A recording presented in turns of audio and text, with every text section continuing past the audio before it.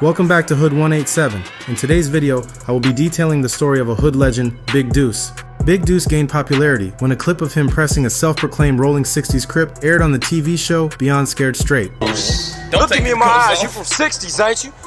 Put your hands to your side. Look at me in my eyes when I'm talking to you. Beyond Scared Straight is a TV show that takes troubled teens into prisons, hoping to scare them into making better decisions by showing them the harsh reality of life behind bars, sharing their stories, and try to convince the teens to avoid making the same mistakes. One of the most memorable inmates to appear on the show was Corey Sellers, better known as Big Deuce. Big Deuce is from the Playboy gangster Crips, who was charged with murder of a rival blood, and his raw honesty and ability to press a 6-0 gang member made him a fan favorite. Big Deuce grew up in one of Oklahoma City's most violent times, with gang wars tearing apart the east and south sides. The Playboy gangster Crips were locked in fierce battles with rivals like the Sunny Lane Bloods, 46 Neighborhood Crips, North Highland Piru, and Inglewood Family Bloods. In the 80s and 90s, the streets of OKC were a war zone. To survive, the Playboy Crips had a brutal rule. To join the gang, you had to catch a body.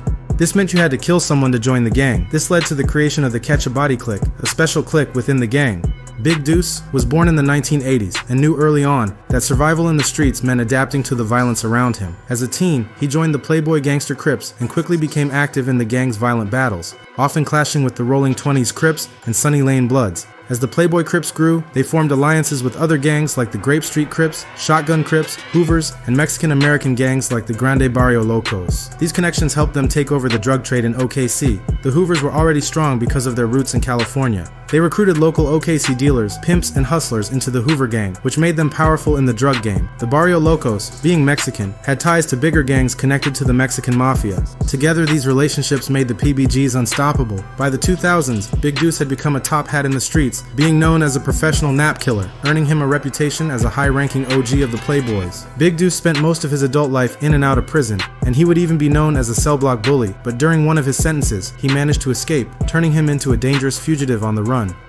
In 2009, Big Deuce got into a deadly fight at the Summerscape Apartments in Del City. Witnesses said a fight broke out between him and a high-ranking blood and local boxer named Nino. Police believe it was over Nino being in PBG turf selling drugs, but some claim Nino spanked on Big Deuce, ending with Deuce pulling out a gun and killing Nino. Big Deuce would flee the scene and lead police on a 3-week manhunt.